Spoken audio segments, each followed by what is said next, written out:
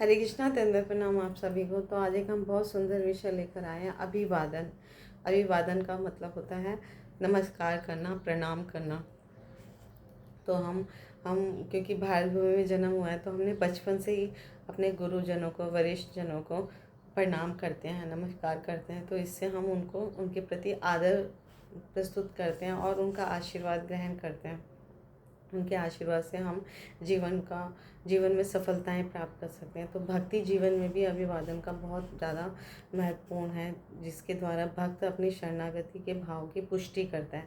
तो कितना शरणागत है, तो भगवान के प्रति और भक्तों के प्रति विशेष रूप से अभिवादन किया जाता है और करना भी चाहिए। तो ये भक्ति का एक महत्वपूर्ण अंग है, प्रणाम करना, अभिवादन करना। तो भक्तगण जो पुरुष होते हैं वो दंडवत प्रणाम करते हैं मंदिर में या भक्तों के समक्ष, लेकिन जो स्त्री, जो माता जी होती हैं, वो पंचांग प्रणाम करते हैं और पुरुष जो होते हैं अष्टांग प्रणाम करते हैं, दंडवत प्रणाम कहा जाता है। और पृथ्वी पर अपने पूरे पृथ्वी पे लेट जाते हैं, समस्त उनके मस्तक और दोनों बाजू और घुटने टेक कर प्रणाम किया जाता है। तो अभिवादन करते वक्त सुनाई देने वाले मंत्रों का भी उच्चारण किया जाता है और अनिवार्य है। तो मंदिर में प्रवेश करने के बाद और मंदिर से बाहर आते वक्त भी भगवान के अर्चक रूपों में प्रणाम करना ही चाहिए। तो शिव भगवान का अभिवादन करने या अन्य कोई भी वस्तु गुरु के माध्यम से ही हम अर्पण कर सकते हैं। इसलिए भगवान की शिव मूर्ति को प्रणाम करते समय हम गुरु जी का, अपने गुरु, प्रामाणिक गुरु का भी गुरु प्रणाम मंत्र गाते हैं, है ना, अभिवादन करते वक्त।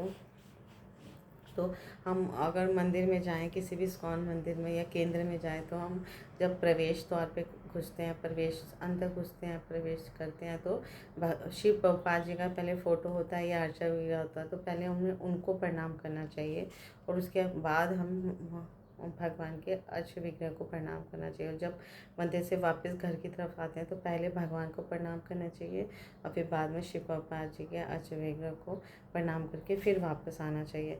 और तुलसी देवी का भी अभिवादन करना बहुत इम्पोर्टेंट है, महत्वपूर्ण है, भक्ति में प्रगति करते हैं।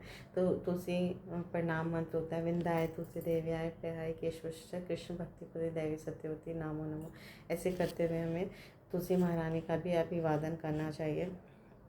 और जब हम तुलसी पूजा करते हैं उस समय भी तुलसी महारानी को हम अभिवादन करते हैं और समय भी हम तुलसी महारानी का प्रणाम कर सकते हैं। तो और हम देखते हैं कि जब हम प्रभुपाद जी का प्रणाम करते हैं तो प्रभुपाद जी का प्रणाम मंत्र गाना चाहिए, है ना। और भगवान को प्रणाम करते वक्त हम भगवान के सुंदर हरे कृष्णा कृष्णा कृष्णा हरे हरे, हरे राम राम राम हरे हरे, इस हरे कृष्ण महामंत्र गाते हुए प्रणाम करना चाहिए। और अगर जितना भी श्लोक हमें कंठस्थ है या स्मरण है, भगवान के समक्ष उनकी स्तुतियाँ करनी चाहिए। और 2-3 श्लोकों को तो हमें कंठस्थ कर ही लेना चाहिए, क्योंकि भगवान के समक्ष जब हम उनके समक्ष उनका यशोगान करते हैं तो और भगवान प्रसन्न होते हैं। तो बहुत सुंदर सुंदर सिंपल श्लोक हैं। कृष्णाय वासुदेवाय देवकी नंदनाय च नंद गोप कुमाराय गोविंदाय नमो नमः, नमः पंकज नाभाय, नमः पंकज मालिनी, नमः पंकज नेत्राय, नमस्ते पंकज आंग्रे। तो ये भगवान की यशोगान की सुंदर स्तुतियाँ, है ना, कुंती महारानी द्वारा गाए जाते हैं। तो इन श्लोकों के द्वारा हम भगवान को प्रसन्न, मंदिर में जाके प्रसन्न करना चाहिए। और भी बहुत सारे श्लोक हैं, कुछ सिंपल श्लोकों को हमें भगवान के समक्ष गाना चाहिए, उनके समक्ष नृत्य करना चाहिए। भगवान बहुत प्रसन्न होते हैं जब भक्त उनके समक्ष गायन करते हैं, नृत्य करते हैं, और हम भक्ति में भी शीघ्र अतिशीघ्र प्रगति कर पाते हैं। तो भक्तों का भी अभिवादन हमें करना चाहिए। तो कृष्ण भावना भावी जीवन में ये बहुत ही महत्वपूर्ण है कि जब भी हम भक्तों से मिलें तो कम से कम एक बार उनको, पहली बार मिलते के साथ ही हमें उनको प्रणाम करना चाहिए। इससे हम भक्ति में तीव्रता से वृद्धि करते हैं और हमारे संबंध भी बहुत स्नेहपूर्ण होते हैं और स्थायी बन जाते हैं। तो भक्तों का जब भी हम मिलें या अगर हम उनसे निरंतर मिलते हैं तो पहली बार मिलने के बाद ही हमें प्रणाम करना चाहिए। पर भक्तों के मिलने के बाद हमें कौन सा मंत्र गाना चाहिए? वांछाकल्पतरुभ्यश्च कृपा सिंधुभ्यैव च पतितानां पावनेभ्यो वैष्णवेभ्यो नमो नमो। तो हर वरिष्ठ वैष्णव या अपने समगण जैसे भी भक्तों से हम मिल रहे हैं, ये मंत्र गाकर हमें उनका अभिवादन करना चाहिए। तो ये विशेष प्रणाम मंत्र होता है भक्तों से मिलने का। तो जब हम वरिष्ठ वैष्णव से मिले तो यही मंत्र गाना चाहिए, लेकिन कनिष्ठ हम भक्तों में के प्रत्युत्तर में हम हरे कृष्णा बोलते हैं, ऐसे अभिवादन करते हैं।